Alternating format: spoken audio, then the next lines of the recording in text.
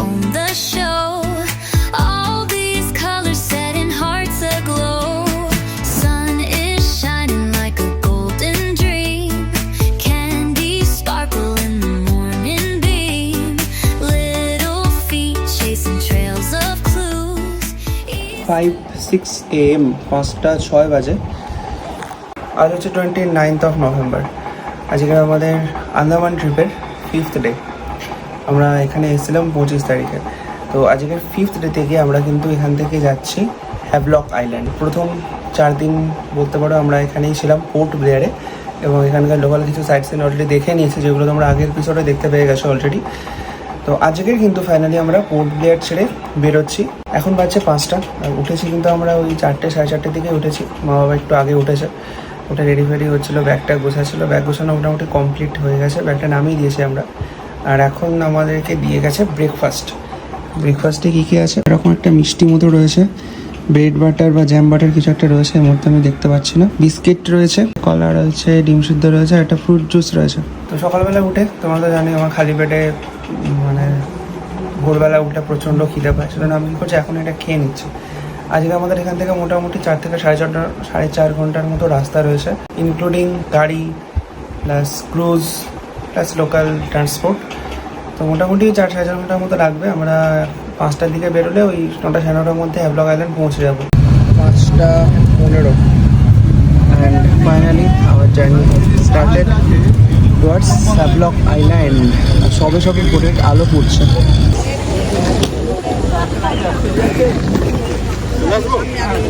So this is Andaman passenger terminal. এখান থেকে আমাদের ট্রলিগুলো ওখানে রেখে দিলাম, এবার এখান থেকে উঠবো ওপরে। এই হচ্ছে আমাদের ক্রুজ। ফাইনালি অনেকক্ষণ কনফিউশনের পর আমাদের সিট পাওয়া গেছে, 1টা 2টো 3টে পর। এখানে বাবা বসছে, এখানে মা বসছে, 3জনের সিট রয়েছে। 6:05 বাজলো। 6:05 বেজে গেল আমাদের ক্রুজটা ছাড়তে ফাইনালি। আর এখানে দেখতেই পাচ্ছ সবে একটু আগে সানরাইজ হয়েছে। আর সমুদ্রটা না এখান থেকে এত সুন্দর লাগছে, মানে এই ক্রুজটা পুরোটাই কিন্তু এসি, ঠিক আছে, ক্রুজটা পুরোটাই ফুললি এসি। আর বাইরে সিনটা এখান থেকে দেখা যাচ্ছে না, আমার দারুণ। মানে এরকম এত বড় ক্রুজে চড়ার এক্সপিরিয়েন্স আমার মতো বড়টা, মানে আমার কাছে একদম ফার্স্ট টাইম ক্রুজের এক্সপিরিয়েন্স। এখান থেকে মোটামুটি আমাদের 3 থেকে 3.5 ঘন্টার মতো রাস্তা রয়েছে। আর এর মধ্যে কিন্তু খাবারের দোকানও রয়েছে, মানে তোমরা কেক বিস্কিট সব কিছু তোমরা দিতে পারবে, এখান থেকে কিনতে পারবে আলাদা করে। পুরো বোটটা পরিমাণে দুলছে, বুঝতে পারছো, মানে আলাদাই রকমের একটা টার্বিউলেন্স চলছে বোটের ভেতর থেকে বোঝা যাচ্ছে না, বাট এই বর্ডারগুলোকে দেখলে বুঝতে পারবে তোমরা। মানে এতটাই ভারী ঢেউ রয়েছে সমুদ্রে, প্রচুর পরিমাণে টার্বিউলেন্স হচ্ছে পুরো বোটটা, মানে এরকম করে কাঁপছে পুরো।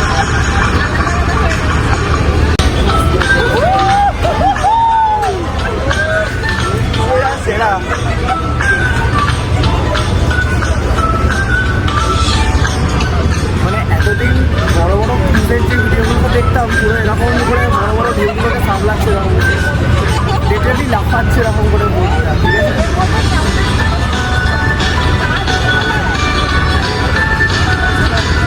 মানে পুরো এরকম করে লাফাচ্ছে ঢেউগুলোকে।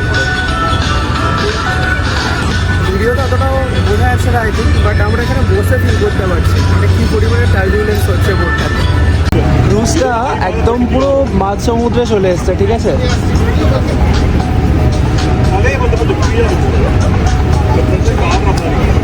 সেই পুরো নাগরদোলা যেরকম লেভেলের তোলে সেরকম লেভেলের তুলছে, মানে চোখ বন্ধ করে যদি বসে থাকি এটার ভিতরে না, পুরো মোটামুটি নাগরদোলাতে বসে আছি এরকম লেভেলের তুলছে। সাইড বাই সাইডও তুলছে, ফ্রন্টেও তুলছে। কেমন লাগলো? ভালো ভয় লাগছিল যে তুই খেয়ে উঠেছিস যদি বমি করিস। আমার একটু নজিয়া টাইপের লাগছিল, আদারওয়াইজ একটু মাথা ব্যথা ঘুরছিল হালকা করে মাঝখানে যখন খুব টার্বিউলেন্স হচ্ছিল শিপটা, আদারওয়াইজ কোনো প্রবলেম হয়নি।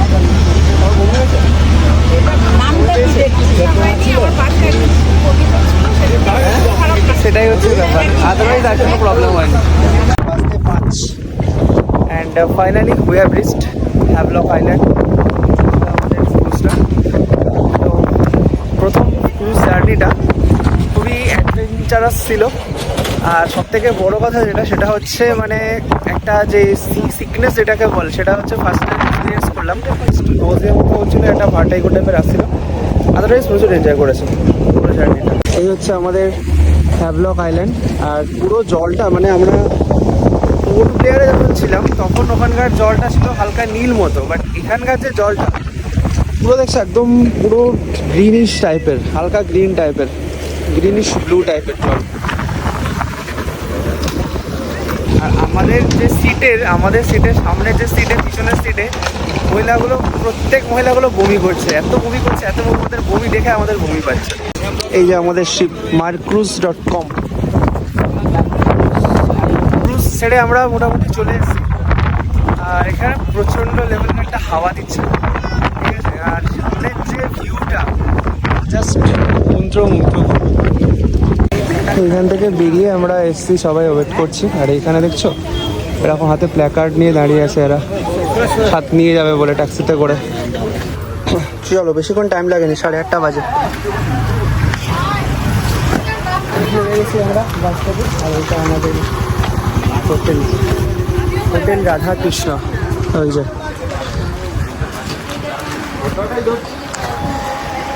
এইটা হচ্ছে আমাদের হ্যাভলকের হোমস্টে, হ্যাভলক আইল্যান্ড। তো আমরা যে ডকটাতে নামলাম, ডকটা থেকে মানে বন্দরটা থেকে বেশি দূরে নামলাম, তো 10 মিনিট মতো লাগলো ট্রেনে, সরি এই বাসে। মহারাজা ট্রাভেলস, পাশেই ডাবের দোকান আছে, লোকজন ডাব খেতে লেগেছে। এই যে আমাদের রুম নাম্বার হচ্ছে 309। সব থেকে ভালো ব্যাপার হচ্ছে যে এই হোটেলে লিফট আছে। আগেটাতে সেকেন্ড ফ্লোরেই উঠতাম তো আমরা, কিন্তু লিফট ছিল না, হেঁটে হেঁটে উঠতাম। 309 ফুলজাসিং সিং, 303, 302 এটারই হবে। এই যে 309। Welcome to our room 309। বাহ, একদম প্রথমে রুম ট্যুর দিয়ে দিই। ওয়াশরুম ঢুকেই ডান দিকে ওয়েস্টার্ন কমোড, শাওয়ার আছে, গিজারের দরকারই নেই, গরম, ঠিক আছে। এখানে একটা মিরর রয়েছে, and this is me the rider dog. এখানে একটা ওয়াল আলমারি আছে, এখানে একটা কাভার্ড রয়েছে, দুটো বেড আছে পরপর। এখানে দুটো 2 পার্সনের বেড, এটা হচ্ছে single bed, it is very good. TV রয়েছে, এসি রয়েছে, আর ওখানে মেবি একটা ব্যালকনি মতো রয়েছে। দেখি, এখন রোদ্দুরে আসছে, বাট সকালবেলা ভালো লাগবে। এই যে এখান থেকে সুন্দর একটা ভিউজ রয়েছে, সবুজ মাঠ। আপাতত এটা বন্ধ করি কারণ প্রচুর গরম। এই হচ্ছে আমাদের রুম হ্যাভলক আইল্যান্ডে। আর এখন টাইম হয়ে গেছে 9:30। তো আমরা এখন একটু জাস্ট ফ্রেশ হব, ফ্রেশ হয়ে এখান থেকে বেরোবো। বেরিয়ে আমাদের আজকে স্নান আছে মানে বিচে যাব, বিচে গিয়ে স্নান করবো, প্লাস হ্যাভলকে অনেক রকম ওয়াটার অ্যাক্টিভিটিস রয়েছে, প্লাস মেইন জিনিস যেটা স্কুবা ডাইভিং, সেটা কিন্তু আমরা হ্যাভলকেই করবো। চলো আপাতত ফ্রেশ হয়ে একটু হালকা করে খাওয়া দাওয়া করে বেরোবো। Sun is shining like a golden dream. Candy sparkle in the morning beam. Little feet chasing trails of clues. Easter laughter shakes away the blues. Hop, hop, hop. 11টা বাজে আর আমরা কিন্তু ফাইনালি নেমে গেছি। এটা কালাপাত্থার বিচ। হোটেল থেকে বেশিক্ষণ না, 10-15 মিনিটের মতোই রাস্তা। আর জাস্ট আমার লেফটেই হচ্ছে কালাপাত্থার বিচটা রয়েছে। আর এইখানে আমাদের গাড়িটা রাখা রয়েছে। এখানে স্নান করার জন্য প্রিপেয়ার হয়ে এসেছি আমরা। তো ব্যাগে করে কিন্তু জামা কাপড় এনেছি, শর্ট ড্রেস। এবার এখানে চেঞ্জিং রুম কোথাও একটা রয়েছে, চেঞ্জিং রুম থেকে কিন্তু আমাদেরকে চেঞ্জ করতে হবে। চেঞ্জ করে তারপর আমরা নামবো বিচে। আর এখান থেকে জলটা যা দেখতে পাচ্ছি পুরো একদম মানে নীল কালারের একটা জল, ঠিক আছে, পুরো ডিপ ব্লু মানে গ্রিনিশ ব্লু, যেটা দেখেছিলাম নেমে। এইটা হচ্ছে রাস্তা টুয়ার্ডস বিচ, একদম স্ট্রেট চলে যাচ্ছে। আমাদের এপারেই বিচ রয়েছে।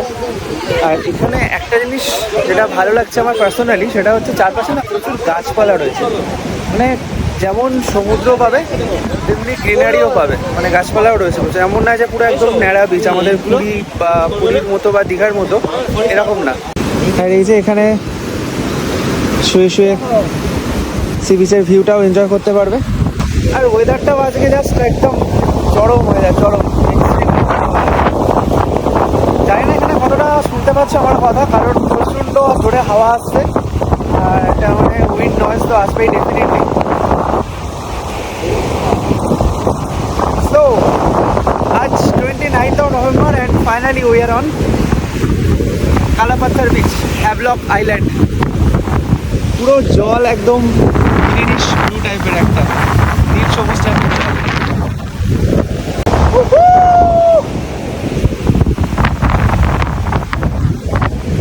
अरे हम लोग हॅवलॉक आइलैंड, कैसा लग रहा है बोलिए? चलो फाइनली हॅवलॉक कालापत्थर सी बीच। আর এখানে না একটা জিনিস আমি দেখতে পাচ্ছি, সেটা হচ্ছে না প্রচুর এরকম কোরালগুলো কিন্তু প্রচুর রয়েছে। তো এই দুটো দেশে দৌড়াদৌড়ি করলে কিন্তু খুব একটা বেশি চলবে না, সাবধানে চান করতে হবে, তাহলে পায়ে ইঞ্জুরি হয়ে যেতে পারে স্লিপ করে। দূরের জলটা এই জায়গাটা একটু গ্রেইশ টাইপের, দূরের যে জলটা রয়েছে না এই লেয়ারটা পুরো গ্রিন, একদম গ্রিনিশ ব্লু, আলাদাই আলাদাই। Feet chasing trails of clues. Easter laughter shakes away the blues. Hop, hop, hop, the fun won't stop. We're chasing rainbows till we drop. Easter baskets in 2:40 and welcome to Radhanagar beach, blue flag certified beach. তো আমরা Havelock island থেকে ফিরেছিলাম ওই তোমার 1-1:30টার দিকে। তারপরে রুমে ফিরলাম, ফিরে স্নান করলাম, ফ্রেশ হলাম, দিয়ে লাঞ্চ করলাম। লাঞ্চে বাই দ্য ওয়ে আমরা খেয়েছিলাম ভাত, ডাল, বাঁধাকপির তরকারি আর পনিরের তরকারি, ভেজ, টোটালি ভেজ খেয়েছি আজকে আমরা।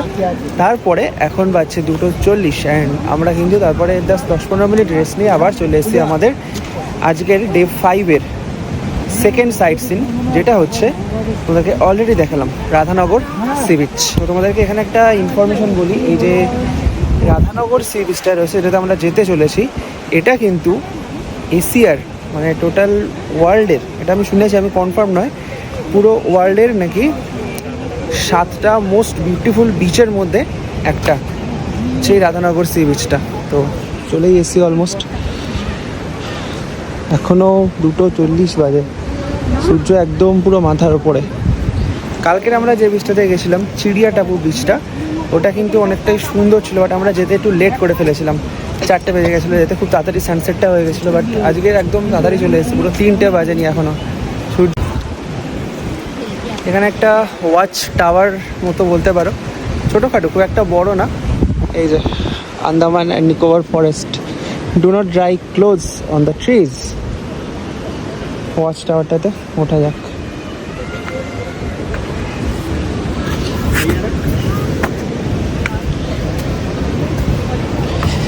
হু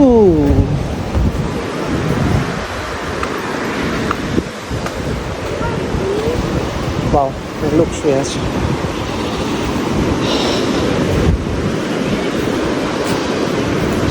এই যে ওয়াচ টাওয়ার থেকে ভিউ, পুরো বিচের একটা টোটাল ভিউ পাবে তোমরা এখান থেকে। যদিও ওয়াচ টাওয়ারটা খুব একটা যে বড় বা উঁচু তা না, সেকেন্ড ফ্লোর বলতে পারো, বাট এখান থেকে ভিউটা বেশ সুন্দর। রাধানগর বিচটা এটা অনেকটা কালকের সেই চিড়িয়া টাপু বিচটার মধ্যে, যেটা তোমরা কালকের আগের এপিসোডে দেখেছিলে, বাট একটু ছোটো মতো। আই থিঙ্ক ওপারে যাওয়া যায়, বাট চিড়িয়া টাপু যে বিচটা ছিল না, চিড়িয়া টাপু বিচটা আরও অনেকটা এক্সটেন্সিভ ছিল, মানে এই পার থেকে ওপার পর্যন্ত দেখা যেত না। আর এটা এখনও 2:40 বাজে, সেজন্য প্রচুর লোকজন এখানে স্নান করছে। সেই ওইখান থেকে আমরা ঢুকেছিলাম, দিয়ে এতটা দূর পর্যন্ত হেঁটে হেঁটে এসেছি পুরো সি বিচটা ধরে।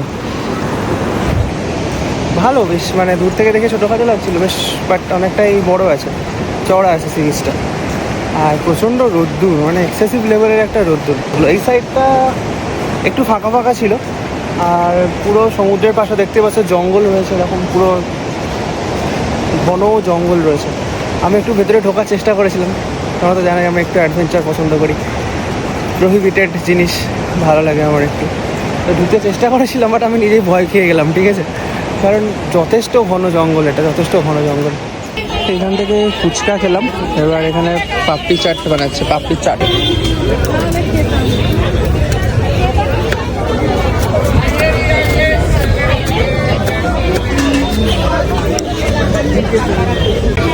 এই যে আমাদের পাপড়ি চাট দিয়েছে, পাপড়ি চাটটা ভেবেছিলাম সেই প্লেটে করে, তারপরে কি বলে টক দই দিয়ে অনেক রকম করে দেয়, এসে ভেলপুরির মতো বানিয়ে দিয়েছে, ভালো খেতে, মোটামুটি ভালো, খুব একটা ভালো না। ট্রাই করা যাক লোকাল।